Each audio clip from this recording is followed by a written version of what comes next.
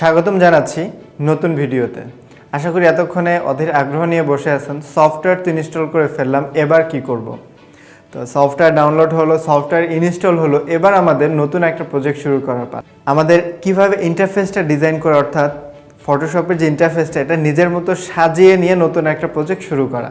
So এটা কিভাবে করতে হয় সেটা এখন আমরা শিখব। তো চলুন এবার আমরা শিখি কিভাবে নতুন একটা প্রজেক্ট শুরু করতে হয় এবং কিভাবে ফটোশপের ইন্টারফেসটা চেঞ্জ করতে হয়। তো প্রথমে আমরা ইন্টারফেসটা, অর্থাৎ আমরা মনিটরে দেখতে পাচ্ছি আমাদের যে ডিজাইনটা এই মুহূর্তে আছে। তো এইখানে একটা ডার্ক অ্যাশ অর্থাৎ কালো রকম করে একটা কালার আছে। এই কালারটাকে আমরা চেঞ্জ করে বিভিন্ন রকম সাদা, নর্মাল বিভিন্ন কালার করতে পারবো। সো চলুন আমরা এটা দেখি। প্রথমে আমরা উপরে যে মেনু আছে, মেনু থেকে এডিট অপশনে যাব এবং নিচের দিকে যাব। তো এখানে প্রিফারেন্স নামে যে অপশনটা দেওয়া আছে এটাকে আমরা ক্লিক করলে দেখা যাবে এখানে ইন্টারফেস নামে একটা অপশন আছে। সো এখানে ক্লিক করার পরে আমরা দেখতে পারবো যে 4টা কালার থিম আছে। প্রথমটা হচ্ছে টোটালি ব্ল্যাক, তারপরেরটা হচ্ছে অ্যাশ, তারপর হচ্ছে লাইট অ্যাশ, তারপরটা টোটালি হোয়াইট। এখন এখানে যে কোনো কালারটাই, যে কোনো থিমটাই আপনার কাছে ভালো লাগতে পারে। সো যেটা আপনার কাছে ভালো লাগবে আপনি সেই থিমটা রাখতে পারেন। আবার দেখেন এখানে ব্লু একটা অপশন আছে, অর্থাৎ আপনি যখন কোনো পার্ট সিলেক্ট করবেন তখন সেটা ব্লু হয়ে যাবে, হাইলাইট কালার। আর ডিফল্ট দিলে সেটা ব্ল্যাক থাকবে। এছাড়াও দেখেন এইখানে আপনি স্ট্যান্ডার্ড স্ক্রিন মুড বিভিন্ন রকম করতে পারবেন, ড্রপ শ্যাডো রাখতে পারবেন, ফুল স্ক্রিন উইথ মেনুজ, এই কালারগুলো চেঞ্জ রাখতে পারবেন। ফুল স্ক্রিন ব্ল্যাক না রেখে আপনি গ্রে রাখতে পারেন, লাইট গ্রে রাখতে পারেন, অর্থাৎ এটা হচ্ছে লাইট গ্রে আর এটা হচ্ছে টোটালি লাইট হোয়াইট। এইভাবে আপনি বিভিন্ন কালার এখান থেকে সেট করে দিয়ে টোটাল ইন্টারফেসটাকে চেঞ্জ করতে পারেন। এছাড়াও এইখানে আরও বিভিন্ন অপশন আছে, যে অপশনগুলো নিয়ে আমরা পরবর্তী কোনো ক্লাসে আলোচনা করব। তো আমাদের পছন্দের কালারটা আমি স্পেশালি লাইট গ্রেটাই চুজ করব, কারণ এই কালারটা হচ্ছে অন্ধকারেও চোখে লাগে না, আবার বেশি আলোতেও চোখে লাগে না, অর্থাৎ এই কালারটা সব দিক দিয়ে পারফেক্ট। সো এই জন্য এটাকে আমি চুজ করে ওকে দিয়ে দিলাম। তো এবার আমরা জানবো কিভাবে একটা নতুন প্রজেক্ট শুরু করতে হয়। ফটোশপে দুই ধরনের ভাবে নতুন প্রজেক্ট শুরু করা যায়। তো প্রথমে আমরা স্বাভাবিক নতুন প্রজেক্ট শুরু করার যে প্রসিডিউরটা সেটাই জানবো। তো আমরা প্রথমে ফাইলে যাওয়ার পরে এখানে দেখতে পারবো একটা নিউ নামে একটা বাটন আছে, যেটা শর্ট কমান্ড Ctrl+N। তো স্বাভাবিকভাবে আমরা কি করি, আমরা যখন নতুন কোনো একটা খাতা কিনি তো সেই খাতাতে আমরা যদি কোনো কিছু আর্ট করতে চাই বা লিখতে চাই, সেক্ষেত্রে আমরা যেটা করি একটা নতুন পেজ নিতে হয়। সো এইখানেও আমরা যখন কোনো কাজ করতে চাবো ফটোশপে তখন আমাদের নতুন একটা পেজ নিতে হবে। তো যেটাকে বলা হচ্ছে নিউ, Ctrl+N। আমরা এইখানে ক্লিক করার পরে আমাদের একটা নতুন ডকুমেন্ট বক্স চলে আসবে। সো এই ডকুমেন্ট বক্সটা আমাদের কয়েকটা স্টেপ আছে, যে স্টেপগুলো আমাদেরকে ফলো করতে হবে। সো প্রথমে যেটা আছে আমরা একটু পরিচিত হই। এখানে উপরে যে অপশনগুলো দেখতে পাচ্ছেন, photo, print, art, album, web, mobile, এগুলো হচ্ছে আমাদের প্রোফাইল। অর্থাৎ আপনি যদি কোনো ফটো এডিটিং রিলেটেড কাজ করতে চান, এখানে দেখেন প্রিন্ট রিলেটেড যে ফটো সাইজ, আমরা বিভিন্ন সাইজের ফটো প্রিন্ট করে থাকি, সেই সাইজগুলো এখানে দেওয়া আছে। তারপরে দেখেন প্রিন্ট মিডিয়া রিলেটেড, অর্থাৎ যে বিভিন্ন পেপার আছে সেই পেপারগুলোর মেজারমেন্ট এখানে দেওয়া আছে। Letter A4, legal A5, A3। এরপরে আর্ট অ্যান্ড ইলাস্ট্রেশন, আপনি যদি কোনো কিছু আর্ট করতে চান সেই ক্ষেত্রে এখানে কিছু মেজারমেন্ট দেওয়া আছে, পোস্টার, পোস্ট কার্ড সহ আরও বিভিন্ন মেজারমেন্ট। ওয়েব, অর্থাৎ ওয়েব মিডিয়াতে যে ডিজাইনগুলো হয়ে থাকে, like YouTube thumbnail, Facebook cover photo, so এইখানে সেই ধরনের কিছু মেজারমেন্ট দেওয়া আছে। এবং মোবাইল রিলেটেড, অর্থাৎ আমরা যখন স্পেশালি UI UX এর কাজ করি মোবাইল অ্যাপস নিয়ে, তখন এই মেজারমেন্টগুলো আমাদের খুব বেশি কাজে লেগে থাকে।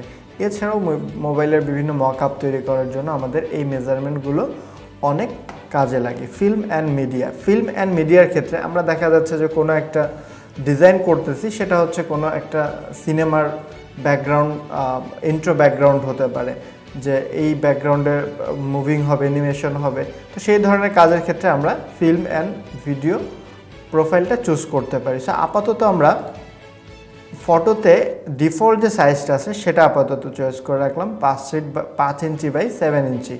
এবং প্রথমে আমাদের যেটা করতে হবে একটা নাম সেট করতে হবে। তো আমরা এটাকে কী নাম দিতে পারি? Practice file. দেন আমাদের মেজারমেন্ট তো অটোমেটিক যখন সিলেক্ট করতেছি তখন হয়ে যাচ্ছে। এবার এইখানে দেখেন অনেকগুলো মেজারমেন্ট আছে, পিক্সেল, ইঞ্চি, সেন্টিমিটার, মিলিমিটার। সো আমরা ফটোশপে কাজ করার ক্ষেত্রে নর্মালি পিক্সেলটাকে বেশি প্রাধান্য দিই।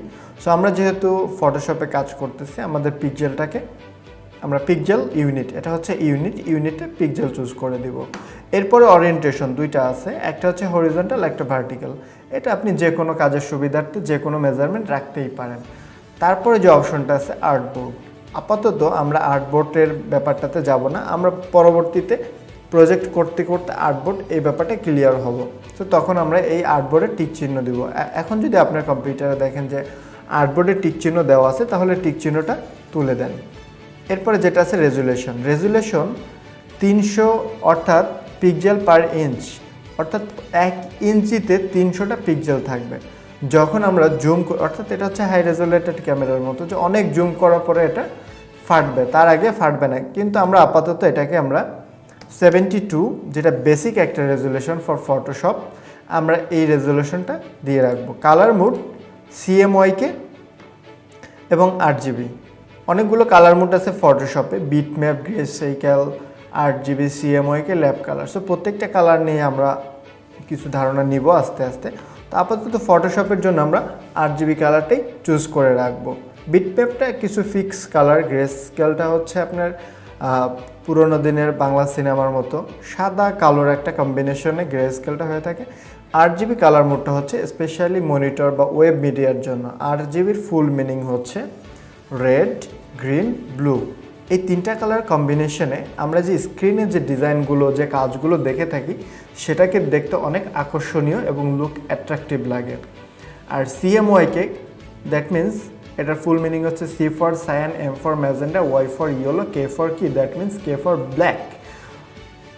এইটা ব্যবহার করা হয় বেসিক্যালি প্রিন্ট মিডিয়ার জন্য। আপনি যখন কোনো ডিজাইন করছেন এবং সেটা যখন স্পেশালি প্রিন্ট মিডিয়াতে যাবে তো তখন এটাকে অবশ্যই আমাদের CMYK প্রোফাইল দিয়ে কালার মোড দিয়ে প্রিন্ট করতে হবে।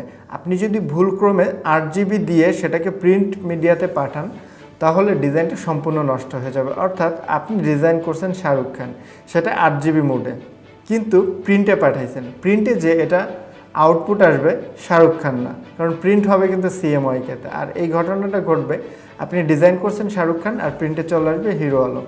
তো যে জন্য আমাদের এই জায়গাটাতে একটু লক্ষ্য রাখতে হবে, প্রিন্ট রিলেটেড কোনো কাজ করলে অবশ্যই CMYK। আর আমরা যদি কোনো কাজ ওয়েব মিডিয়ার জন্য করি দ্যাট মিন্স সেটা আপনি CMYKও দিতে পারেন, 8GBও দিতে পারেন। তবে 8GB দিলে সেটার আউটলুকটা অনেক বেশি গর্জিয়াস এবং সুন্দর আসে। তো যেহেতু আমরা এই মুহূর্তে ওয়েব মিডিয়ার জন্য কাজ করব তো আমরা 8GB কালারটাই চুজ করে রাখলাম। এবং 8 বিট, কয়েকটা বিট আছে, 8 বিট, 16 বিট এবং 32 বিট। আপাতত আমরা 8 বিটটাই চুজ করে রাখবো। এরপরে ব্যাকগ্রাউন্ড কালারটা এখানে হোয়াইট আছে, হোয়াইটই দেওয়া থাক ডিফল্টভাবে। আমরা একটু অ্যাডভান্সের মধ্যে যদি যাই, এইখানে কালার অনেকগুলো কালার প্রোফাইল আছে। সেইখানে ওয়ার্কিং sRGB IEC 61966 2.1 এটা হচ্ছে আমাদের একটা বেসিক কালার নেম। এছাড়া অনেকগুলো কালার আছে, আপাতত সেই কালারগুলো আমরা ইউজ করব না। এই কালারগুলো আমরা ইন্টারন্যাশনালি খুব কমন ইউজ করা হয়, যে জন্য আমরা এই কালারটা ইউজ করলে এই ডিজাইনটা অন্য কোনো ফটোশপে ওপেন করলে কোনো প্রবলেম হবে না বা কোনো ওয়ার্নিং দেখাবে না। বাট আমরা যদি অন্য কোনো কালার মোড ইউজ করি তখন ওপেন করলে কালার নিয়ে একটা ওয়ার্নিং আসবে। অনেক সময় অন্য কম্পিউটারে কালার চেঞ্জও হয়ে যেতে পারে। এবং আমাদের পিক্সেলটা অ্যাসপেক্ট রেশিওটা স্কোয়ার পিক্সেল থাকবে। আপাতত অন্য কোনো মোডে আমরা যাচ্ছি না। এরপরে ক্রিয়েট বাটনে ক্লিক করলে দেখা যাবে 5x7 ইঞ্চিস একটা আর্টবোর্ড চলে আসছে, যেটা আমার টোটাল ওয়ার্ক এরিয়া।